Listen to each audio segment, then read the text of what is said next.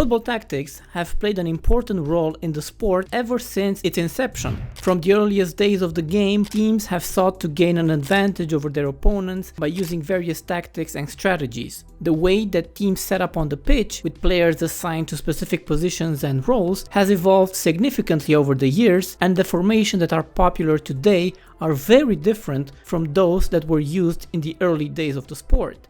During the early period of football, tactics were relatively straightforward, with players assigned specific positions on the field and expected to remain there. But as the game evolved, tactics became more sophisticated and complex, with coaches and managers seeking new ways to outmaneuver their opponents.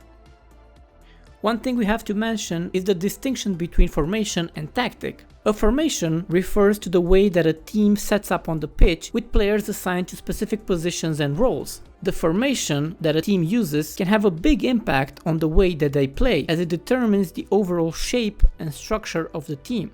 Tactics, however, refer to the specific actions and behavior that players within a specific formation use during a game. This can include things like pressing, counterattacking, marking, positioning, and even the way teams set up their set pieces routines. There are many formations that are commonly used in football. Some of the most popular and widely used formations include the 4-4-2, the 4-3-3, the 3-5-2, or the modern 4-2-3-1. The choice for the best formations for a team will largely depend on the manager, and he will take into account a variety of factors, including the strengths and weaknesses of his own players, but also on his opponents, the style of play, and he will also take into consideration the tactics of the opposition. This is typically where managers earn their money, as they are the ones who decide how the team will implement tactics to those formations and use pressing, counterattacking, marking, set pieces, and positioning as a way to defeat their opponents. Today we have a variety of approaches, with each coach and manager having their own philosophy and ways to think about the game, trying to devise intricate plans and strategies in order to be successful. In this video, I will explore the history of football formations and tactics, looking at how they have changed and developed over time, and consider the factors that have influenced these changes. I will also examine the different formations that are commonly used today and consider the strengths and weaknesses of each. So get comfortable and let's get started.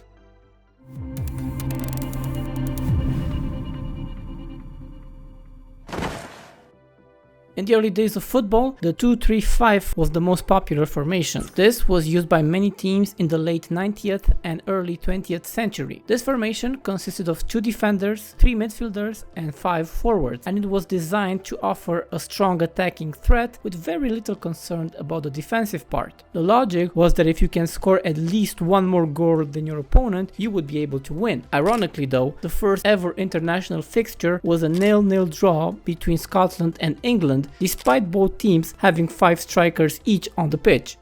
Now, as the game evolved, this formation fell out of favor and was replaced by other formations, including the 4-4-2. The 4-4-2 formation consists of 4 defenders, 4 midfielders, and 2 forwards. It is a much more balanced formation than the 2-3-5, with players in all areas of the field. The 4 midfielders can help to control the middle of the pitch and link defense to attack, while the 2 forwards provide a threat going forward. One reason why the 4-4-2 became popular was that it offered teams greater stability and solidity. With 4 defenders, teams were less vulnerable to counterattacks and were better able to deal with the attacking threat of the opposition. The 4 midfielders also provided a strong platform for the team to build their attacks from, and the 2 forwards gave teams a good goal-scoring threat. The 4-4-2 diamond formation is a variation of the standard 4-4-2 formation, in which midfielders are arranged in a diamond shape rather than in a flat line. This can give teams a number of advantages over the 4-4-2 flat formation. The 4-4-2 diamond is considered to be stronger than the 4-4-2 flat because it allows teams to have a central playmaker, control the midfield, and create a strong platform for attack. The playmaker, usually a central midfielder, can help to dictate the tempo of the game and link defense to attack. The diamond shape also allows teams to have 2 players on either side of the playmaker, providing width and the ability to stretch the opposition's defense. Now we get to the Katanacho. The Katanacho is an Italian tactical system that emphasizes defense, and it is characterized by a deep backline and a compact midfield. The name Katanacho means door bolt in Italian, and it refers to the team's defense being locked in place with the aim of keeping the opposition out. Katanacho was developed in Italy in the 50s and the 60s, and it was used by several Italian clubs and the national team to great success.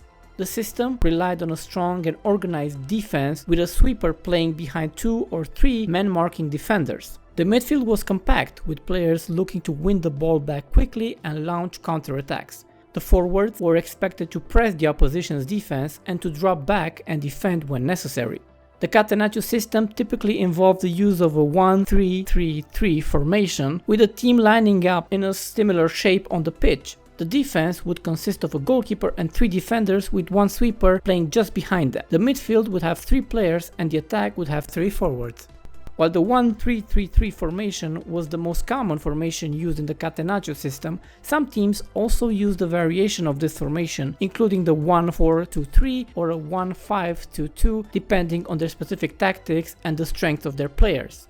Katanacho was highly effective in helping teams to defend their lead and protect their result, and it was used by some of the most successful teams in Italian football history, including Inter Milan under Helenio Herrera and AC Milan. However, it was also criticized for being overly defensive and for stifling attacking play, and it has fallen out of favor in recent years as teams have looked to adapt a more attacking and attractive style of play. During the 1970s, managers started experimenting with the 4-3-3 formation, as it allowed teams to have an extra player in midfield compared to the 4-4-2, which can give teams a numerical advantage in this area of the pitch.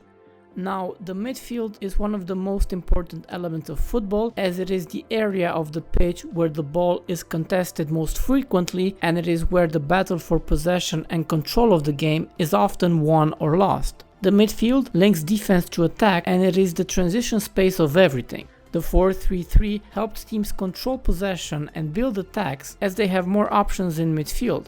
The 4-3-3 formation allowed teams to have 3 forwards. 2 of them could potentially be deployed on the wings, with the possibility of cutting inside to their favorite foot and provide a potent goal-scoring threat. Rinus Michels, one of the most influential coaches in the history of football, made use of the 4-3-3 formation during his time with Ajax in the 1970s. Michels' teams played a fluid, attacking style of football that was based on the principles of total football, in which every single player was expected to be able to adapt to different roles and positions on the field. The 4-3-3 was well suited to this style of play, as it allowed Ajax to have a numerical advantage in midfield, a potent goal-scoring threat, and the ability to adapt to different tactics and situations. Michels' team, as well as Romanian coach Istvan Kovac, went on to win 3 European Cups and numerous domestic titles using the 4-3-3 formation. Influenced by the principles of total football, Spanish managers Luis Aragonés, Pep Guardiola and Vicente del Bosque have developed and popularized the Tiki-taka style. This is a style of play that is characterized by short, precise passes with an emphasis on possession and ball control. It relies on quick, one-touch passes and movement off the ball, with players interchanging positions and looking to create triangles of possession. The style of play was designed to wear down the opposition and create scoring opportunities, and it was successful in helping the Spanish national team win numerous major tournaments, including the World Cup in 2010 and the European Championship in 2008 and 2012. Even though the tactics' primary focus is on the attacking play and creating scoring opportunities, Tiki-taka can also have a defensive aspect to it, as teams that use this style of play often look to maintain possession of the ball in order to limit the opposition's opportunities to attack. By controlling the ball, teams can deny the opposition time and space on the pitch and make it more difficult for them to create chances. This can help teams to defend their lead and protect the result. Tiki-taka had a significant impact on football and helped popularize a possession-based style of play. It influenced the way that teams around the world approached the game and led to greater emphasis on ball control and attacking play. However, in recent years, Tiki-taka again has fallen out of favor, like all of the other tactics that we have mentioned, and has become less successful in helping teams to achieve success. This was due to a number of reasons. Because as the Tiki-taka became more popular, teams began to deploy tactics to counter it. Opponents of Tiki-taka learned to press high up the pitch, disrupting their ability to build attacks through short passes and to attack quickly on their counter-attack, taking advantage of the space left by the opposition's possession-based style of play. Tiki-taka also requires high levels of fitness and athleticism, as players are expected to press and defend intensely and to move the ball quickly and accurately. As the physical demands of the game have increased, it has become more difficult for teams to sustain Tiki-taka for long periods of time. And while Tiki-taka can be effective in controlling possession and creating scoring opportunities, it can also be inefficient in terms of goals scored. Teams that rely on Tiki-taka can sometimes struggle to break down well-organized defenses and can find it difficult to convert their chances into goals. While Tiki-taka was once a dominant force in football, it has become less effective in recent years and has been replaced by other tactical approaches. Most of them are centered around pressing and counter-attacking.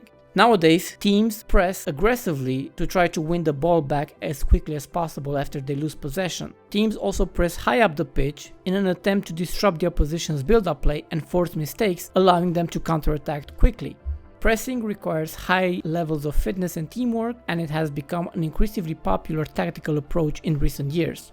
Managers instruct their players to attack quickly and efficiently after winning the ball back. Teams that counter-attack rely on quick transitions and the ability to exploit space and opportunities on the break. Counter-attacking can be an effective way to catch the opposition off guard and create scoring opportunities.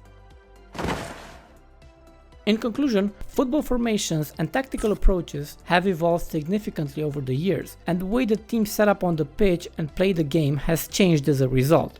From the early days of the game, when formations were relatively simple and players adhering to specific positions, to the modern era, where teams use a variety of formations and tactics to gain an advantage over their opposition, the tactical landscape of football has undergone significant changes. Tactics and formation play a crucial role in the way that teams approach the game and can have a big impact on the outcome of a match. Whether it is the fluid attacking play of total football, the precise possession-based approach of Tiki-taka, or the quick counterattacks of modern pressing teams, the tactics and formation used by teams can shape the way that football is played and influence the success of a team. Thank you for watching. If you found this video interesting or informative, please give it a like and also consider subscribing to my channel. And if you have any ideas about future videos or topics you would like for me to cover, please let me know in the comments. If you want to see a similar video, you might also like this video right here. Make sure to check it out and don't forget to like, subscribe and share this video with your friends if you thought it was helpful. Thanks again for watching.